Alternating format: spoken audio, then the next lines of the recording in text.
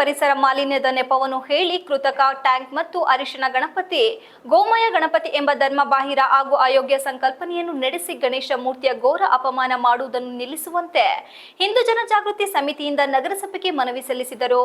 ಇದೇ ವೇಳೆ ಹಿಂದೂ ಜನಜಾಗೃತಿ ಸಮಿತಿಯ ಸುರೇಶ್ ಗೌಡ ಮಾಧ್ಯಮದೊಂದಿಗೆ ಮಾತನಾಡಿ, ಕರ್ನಾಟಕ ಸರ್ಕಾರದ ಪರಿಸರ ಇಲಾಖೆ ಜೇಡಿ ಮಣ್ಣಿನಿಂದ ತಯಾರಿಸಿದ ಮೂರ್ತಿಯಿಂದ ಪರಿಸರ ಮಾಲಿನ್ಯವಾಗುತ್ತದೆ ಎಂದು ಅರಿಶಿಣ ಗಣೇಶ ಮೂರ್ತಿ ಮಾಡಲು ಜನರಿಗೆ ಕರೆ ನೀಡಿದೆ. ಅದಕ್ಕಾಗಿ ಈ ವರ್ಷ 10 ಲಕ್ಷ ಅರಿಶಿಣ ಗಣೇಶ ಮೂರ್ತಿ ನಿರ್ಮಾಣ ಮಾಡುವ ಅಭಿಯಾನ ಮಾಡುತ್ತಿದೆ. ಇದು ಧರ್ಮಶಾಸ್ತ್ರಕ್ಕೆ ವಿರೋಧವಾಗಿದೆ. ಯಾಕೆಂದರೆ ಶ್ರೀ ಗಣೇಶನ ತತ್ವಗಳು ಅವೇ ಮಣ್ಣಿನಿಂದ ಮಾಡಿದ ಮೂರ್ತಿಯಲ್ಲಿ ಸಂಗ್ರಹವಾಗುತ್ತದೆ ಮತ್ತು ಪ್ರಾಕ್ಷೇಪಣೆಯಾಗುತ್ತದೆ ಹಾಗೂ ಎಲ್ಲ ಭಕ್ತರಿಗೆ ಗಣೇಶ ತತ್ವದ ಲಾಭವಾಗುತ್ತದೆ. ಇದರಿಂದ ಭಕ್ತರಿಗೆ ಆಧ್ಯಾತ್ಮಿಕ ಲಾಭವಾಗುತ್ತದೆ. ಇಂದು ಸರ್ಕಾರ ಮತ್ತು ಪರಿಸರವಾದಿಗಳು ವರ್ಷದಲ್ಲಿ ಒಂದು ಸಲ ಜರುಗುವ ಗಣೇಶೋತ್ಸವದಿಂದ ಪ್ರಾದೂಷಣೆಯಾಗುತ್ತದೆ. ಇಂದು ಧರ್ಮಾಚರಣೆ ವಿಷಯದಲ್ಲಿ ಮೂಗು ತುರಿಸುತ್ತದೆ ಹಾಗೂ ಗಣೇಶ ಮೂರ್ತಿಯನ್ನು ಹರಿಯುವ ನೀರಿನಲ್ಲಿ ಪಾರಂಪರಿಕ ಪದ್ಧತಿಯಲ್ಲಿ ವಿಸರ್ಜಿಸಲು ವಿರೋಧಿಸುತ್ತಾರೆ. ಗಣೇಶ ಭಕ್ತರು ಕೃತಕ ಟ್ಯಾಂಕ್ನಲ್ಲಿ ವಿಸರ್ಜನೆ ಮಾಡಬೇಕಾದ ಪರಿಸ್ಥಿತಿ ಬಂದೆರಗಿದೆ. ಕೃತಕ ಟ್ಯಾಂಕ್ನಲ್ಲಿ ವಿಸರ್ಜಿಸಲಾದ ಗಣೇಶ ಮೂರ್ತಿಗಳನ್ನು ನದಿ, ಸಮುದ್ರ, ಕೆರೆ, ಕಸದ ಡಬ್ಬಿ, ಹುತ್ತ, ಅಯೋಗ್ಯ ಕಡೆಗಳಲ್ಲಿ ಎಸೆಯಲಾಗುತ್ತದೆ. ಹಾಗಾಗಿ ಇದು ಪರಿಸರ ರಕ್ಷಣೆಯ ತೋರಿಕೆಯಾಗಿದೆಯೋ ಅಥವಾ ನಿಜವಾಗಿಯೂ ಪರಿಸರ ರಕ್ಷಣೆ ಆಗಬೇಕು ಎಂಬ ಭೂಮಿಕೆಯೋ ಆಡಳಿತಕ್ಕಿದೆಯೋ ಎಂಬ ಬಗ್ಗೆ ಸಂದೇಶ ಮೂಡುತ್ತದೆ ಎಂದರು.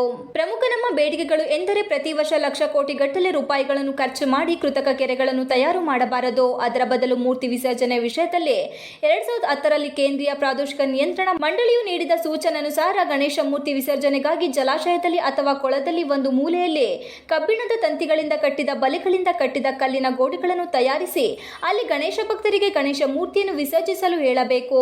ಯಾವುದಾದರೊಂದು ತಂತಿಯ ಬಲೆ ಛಿದ್ರಗೊಂಡಿರುವ ಗೋಡೆಯನ್ನು ಕಟ್ಟಿದರೆ ಅದು ದೀರ್ಘಕಾಲದವರೆಗೆ ಬಾಳ್ವಿಕೆ ಬರುತ್ತದೆ ಹಾಗೂ ಪ್ರತಿ ವರ್ಷ ಪಾಲಿಕೆಯ ಲಕ್ಷಗಟ್ಟಲೆ ರೂಪಾಯಿಗಳ ಉಳಿತಾಯವಾಗುತ್ತದೆ ಎಂದರು. ಅನಾದಿ ಕಾಲದಿಂದ ನಡೆದು ಬಂದಂತಹ ರೂಢಿ ಪರಂಪರೆಗನುಸಾರ ನೈಸರ್ಗಿಕ ಜಲಕ್ಷೇತ್ರದಲ್ಲಿ ವಿಸರ್ಜನೆಯನ್ನು ಮಾಡಲು ಅಪೇಕ್ಷೆಯನ್ನು ಎತ್ತಬಾರದು. ಪ್ಲಾಸ್ಟರ್ ಆಫ್ ಪ್ಯಾರಿಸ್, ರಾಸಾಯನಿಕ ಬಣ್ಣಗಳು, ವಿಘಟನೆಯಾದ ವಸ್ತುಗಳ ಬದಲು ಜೇಡಿ ಮಣ್ಣಿನ ಹಾಗೂ ನೈಸರ್ಗಿಕ ಬಣ್ಣಗಳಿಂದ ತಯಾರಿಸಿದ ಗಣೇಶ ಮೂರ್ತಿಗಳನ್ನು ತಯಾರಿಸಲು ಆಡಳಿತವು ಮೂರ್ತಿಗಾರರಿಗೆ ಪ್ರೋತ್ಸಾಹ ನೀಡಬೇಕು ಎಂದು ವಿನಂತಿಸಿದರು. ಇದೇ ವೇಳೆ ಹಿಂದೂ ಜನಜಾಗೃತಿಯ ರಾಜೇಂದ್ರ, ಅನಂತಕ್ಕ, ಗೋವಿಂದ್, ಸೋಮಶೇಖರ್, ವೆಂಕಟೇಶ್, ಪರಮೇಶ್, ವೇದಾವತಿ, ಮೇಧವಿನಿ, ಸುಜಾತ ಇತರರು ಉಪಸ್ಥಿತರಿದ್ದರು. TV 46 Malenadu news, Hassan.